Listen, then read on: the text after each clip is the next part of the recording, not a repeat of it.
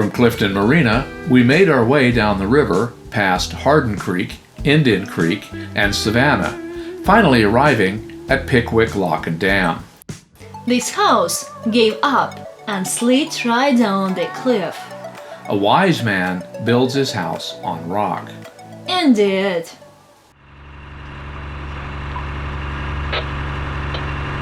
Pickwick Lock, motor vessel Seaman is on 1-4.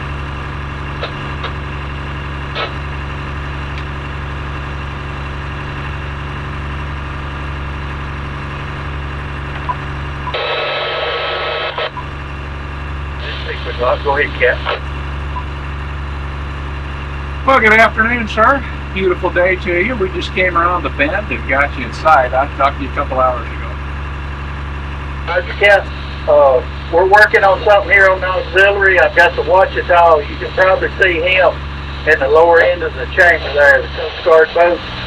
We'll be locking him down. Once we get him clear down there, I'll bring y'all up and lock y'all on up and let you be on your way there. Be prepared for a port side tie.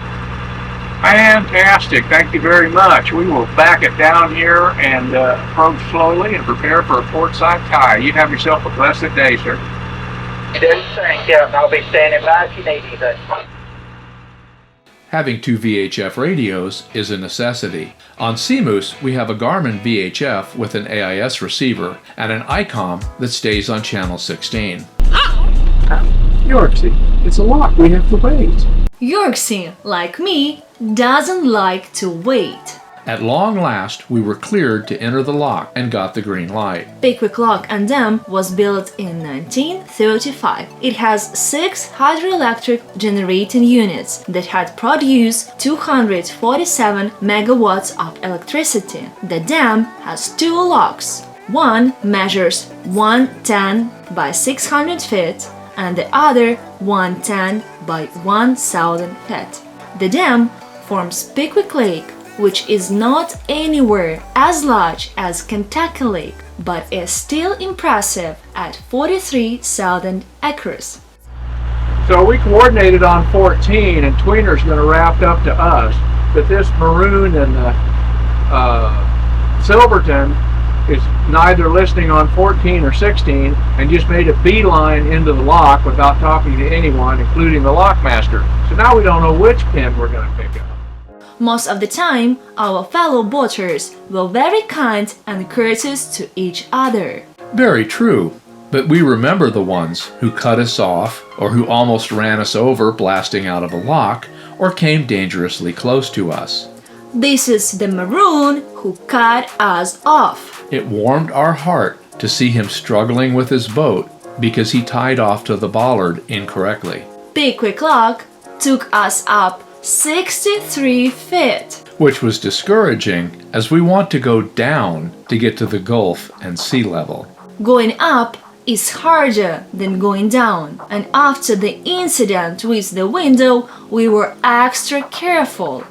This was a turbulent lock, and we had to work hard to keep Lady Moose from banging into the lock walls.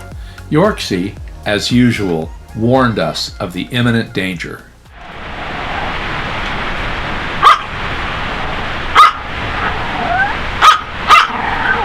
What's happening, Yorksy? What's going on?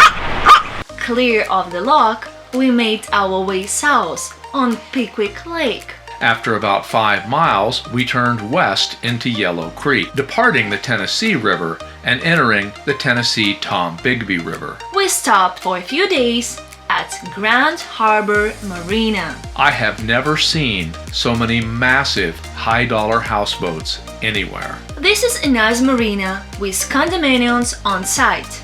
As usual, we took advantage of the courtesy car. This gave us the opportunity to drive across Pickwick Lock and Dam, which gave us a different perspective of where we had been the day before. It's more impressive by boat. So, Admiral, what town are we in? In Corinth. Corinth, Tennessee. And we are in the Grand Harbor Marina courtesy van, a fine Ford Econoline, Transtar something. And we're at Lowe's to buy an electric heater because the other night it got really cold and our beautiful French Webasto blocked itself in ice, and I was up at 4 in the morning pumping hot water through it, trying to get it to defrost. So we decided that supplemental electric heat would be a very good idea. So that's our first stop for today. And I believe we have ice cream, barbecue, and a grocery store, and a potential historic walk through downtown Corinth on the agenda. Yes, we have 5 or 4 items for destination. Exactly. So let's see what Lowe's has for a heater. Let's see. Yeah, Let's go. let's do it. When we had the propane bottle filled last, we discovered it was out of date, so we bought a brand new heavy-duty one along with a heater. So did you find everything that we need? Yes, we did. All but one thing. Over we go for more food and provisions. Being a big marina, we had to sign up for the car and could only use it for 2 hours. You have to maximize your time and shop fast. When you live on land and forget something at the store, it's no big deal.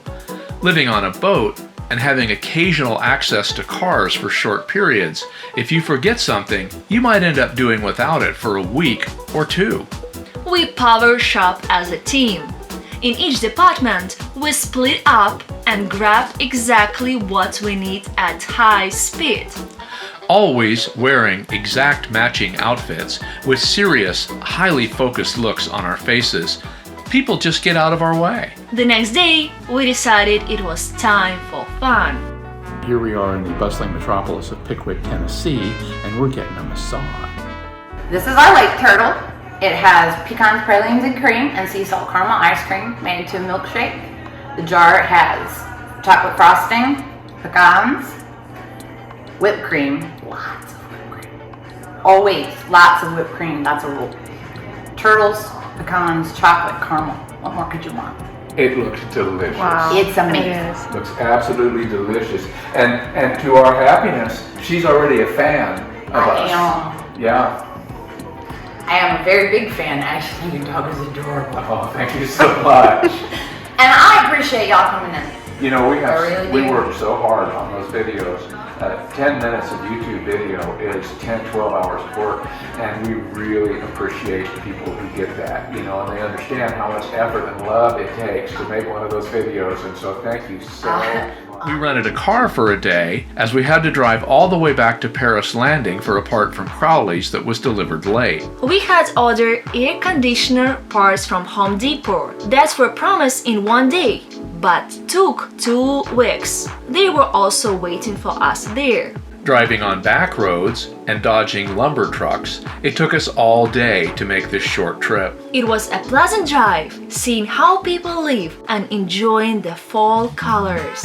Mirror, mirror on the wall, who is the fairest of them all? Why, you are, of course. Wait a minute, didn't we do this shot in episode 4? So we went to Home Depot and we got our order that we ordered from where? Paris Landing 2 weeks ago. Yes. Finally showed up, so we had to come back to Clarksdale, and we went to Paris Landing Marina to get the temperature sensor from Crowley's. Now, because we'll never get back in time, we decided to stop at our favorite restaurant for lunch. Culver's, delicious as always. Yorksey got her cheese curds and we got our peanut butter shake. Yorksey was out of her special food. We found a Pet Supplies Plus. To our dismay, they didn't stock veterinary food. We showed Yorksey all the animals for sale and tried to get her interested in a new toy.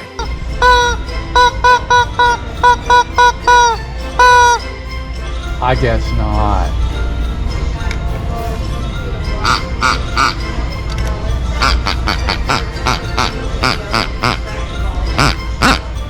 No? No pig?